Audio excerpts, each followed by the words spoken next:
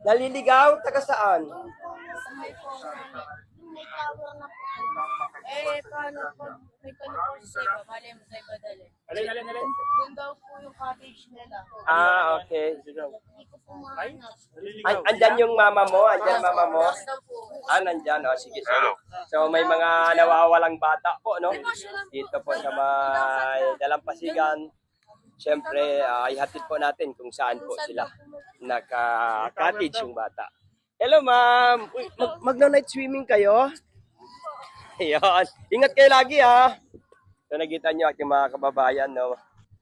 So, tuloy-tuloy lang ang ating pagpapatrolya. Ihatid natin yung bata.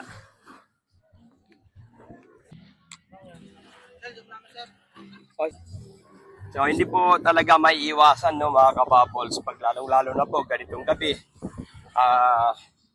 May mga bata pong nawawala, so di nila matuntun kung saan na po yung cottage. So, nandyan po yung bata, inahanap niya po ang kanyang magulang. Kaya, lagi po nating advice sa ating mga magulang, wag po iwanan ang ating anak dahil lalong-lalo na po pag ganito po kadilim, maiwanan po natin na hindi pa pala siya marunong lumangoy. So, yun mga kababols, tuloy-tuloy po natin, pupuntahan yung cottage.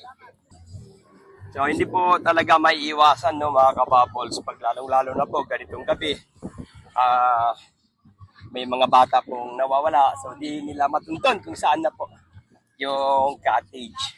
So, nandyan po yung bata, inahanap niya po ang kanyang magulang.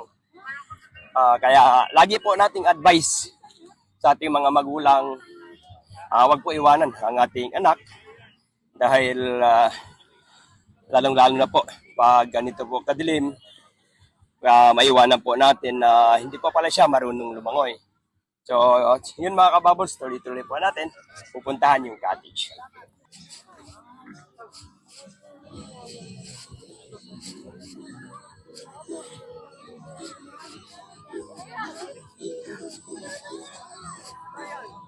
Hello po!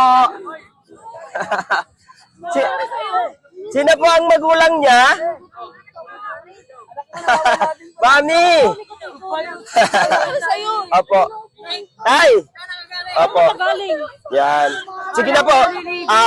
Wag na po ninyong pagalitan. Nandito naman po ang inyong kapulisan. Lagi po kami nagpapaalala, ma'am.